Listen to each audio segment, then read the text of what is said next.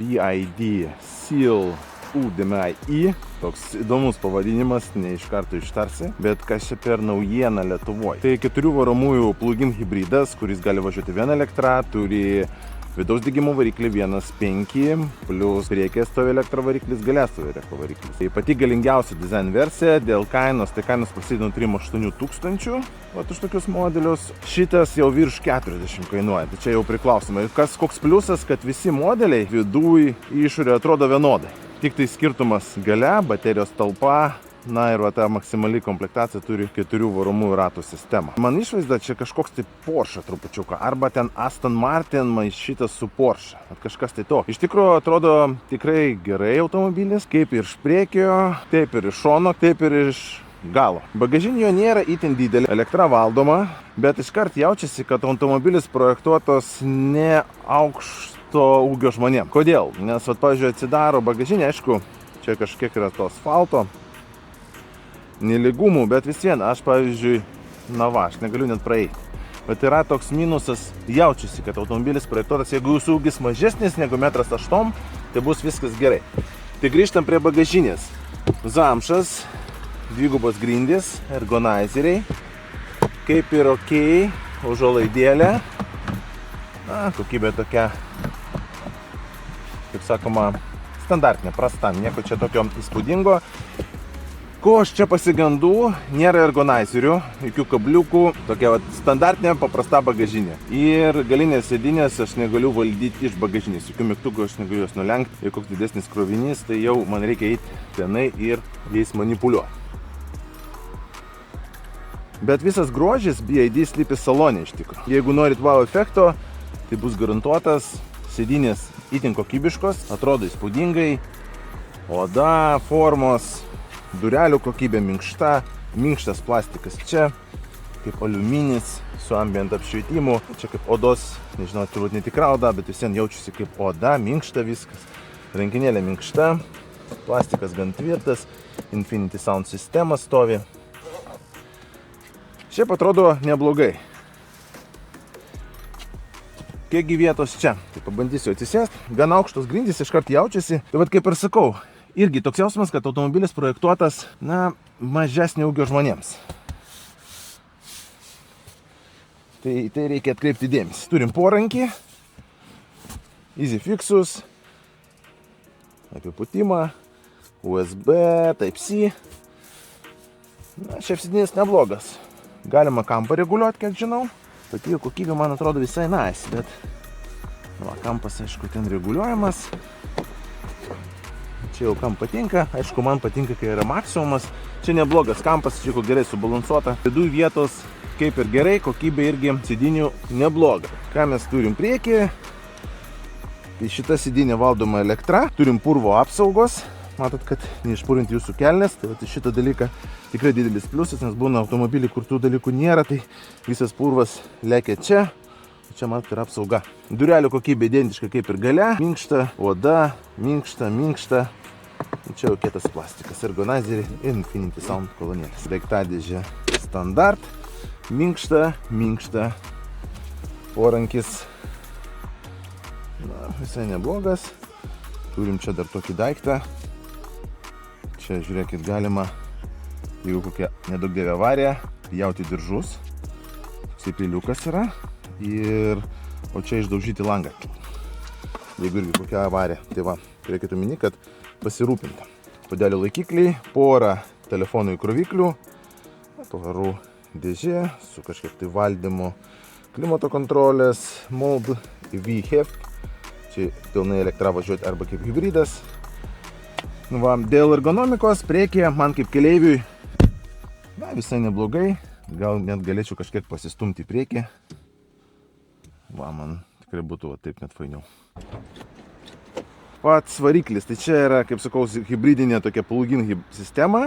Ypač antra versija, Comfort gali važiuoti vieną elektrą, turbūt iš kokių 105 km mieste, plus minus, iki 100, tai tikrai čia net daugiau, tai teoriškai įkraunant galima mieste vieną elektrą važinėti. Ten soundas bus mizeris, 238 kW ir 500 Nm sukimo momentų. Variklis toks atrodo nedidelis. Šitos dalykus, aišku, galėjau BID kažkaip ir paslėpti, taip neestetiška trupučiuką atrodo, na, bet čia gal prieš koroznis ar ergonomiškai faina, viskas čia gerai, bet pastebėjau vieną tokį minusą, apie kurį norėčiau iškart pasakyti, nes nemėgstu kažko tai slėpti, kaip sakoma, nuo mano žiūrovo, tai atkreipkite dėmesį į sėdynę. Šita dalis viskas tvarkoja, plati, minkšta, bet jinai va čia, pati sėdynė, man per trumpa. Aš pečiais trupučiuką remiuosi į šitą viršutinę dalį, ne? Ir aš negaliu ją reguliuoti. O gal aš klystu? Ne, man rodos, nesireguliuoja niekaip. Tai vat man trupučiuką jinai būtų kažkiek aukštesnė, va tiek, man būtų idealu. Tai vat kaip ir sakiau, šitas automobilis, pakartosiu, projektuojamas gal, na, aišku, nuo kūno sudėjimo turbūt priklauso dar. Vat aš 1,85 m, aš trupučiu remiuosi, va čia, trupučiuką. Gal reikia kažkiek pareguliuoti, bet vat tokio, kad atsisėdi ir iškart viskas tinka, na, nėra tokio jausmo. Užtat, ką mes turim čia, žiūrėkit, kokio dydžio stoglangis. Vat vaikams, jeigu kažkur keliausit su vaikais, tai įsivaizduojat, koks stoglangis čia. Kaip pas kokią Tesla, aš nežinau. Vienas iš didžiausių turbūt rinkoje. Pats automobilis, vairas, man patinka, ergonomiškai faina, minkštas, toks kaip oda, minkšta. Gerai ergonomiškai irgi sukurtas, faina jį laikyti. Turim projekcinį ekraną, tai rodo greitį ir kitą informaciją. Čia tai iš vis kaip pas Tesla. Sunku lyginti su kitais automobiliais iš tikrųjų. Plius jis moka dar tokių bairių. Tai gali būti vertikalus, horizontalus. Kaip kam patinka. Bet pati kokybė, vat, kaip jis veikia, ar yra koks lagas, ar vat, nu, vat, taip švelniai, man toks labai užneša į Tesla. Į Teslos ekraną. Aišku, galbūt ten kokių nors yra niuansų, galbūt kažkokių yra dalykų, kur reikia priprasti. Kamera. Labai geros kokybės kamera. 300 šiam jinai. Tai parodysiu, va. 300 šiam.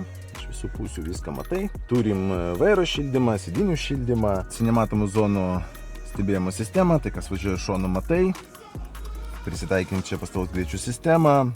Liaudiškai autopilotas, automatiniai žibintai, automatinė klimato kontrolė. Kas liečia kokybę, tai čia minkšta, vat dėl kokybės turbūt jokių pretenzijų. Gerai, pavažiuosim, vat kaip jisai vairuojasi, kaip važiuoja. Gan švelnus, moterims ypač patiks, nes vairas labai lengvai sukasi vairas ir tas švelnumas jaučiasi.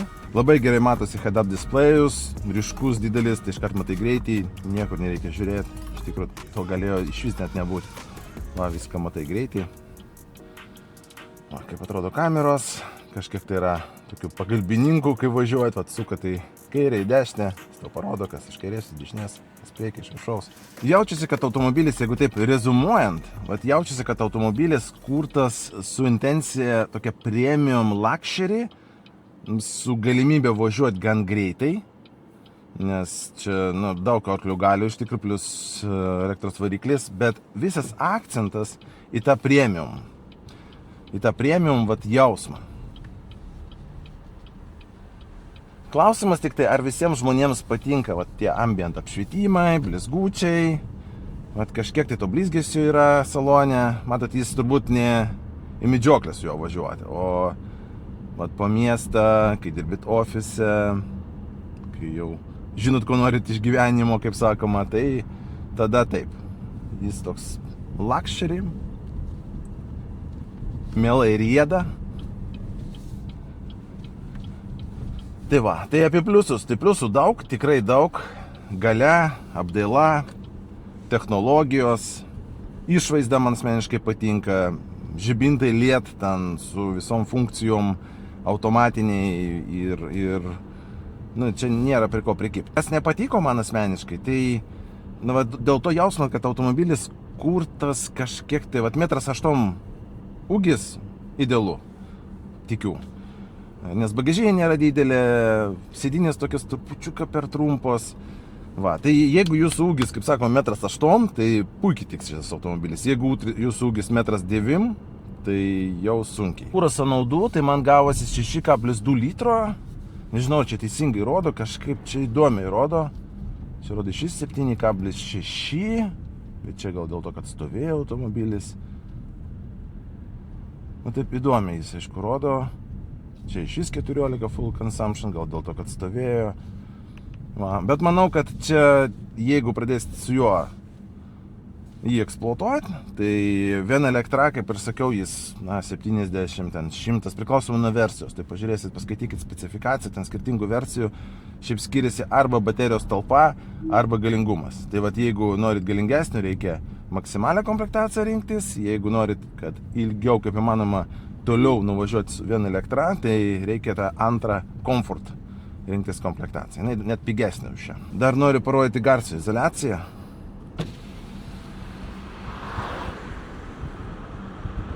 Dėl to, kad čia jis važiuoja viena elektra, tai net nesijaučia tos garso izoliacijos. Mieste šiaip idealu.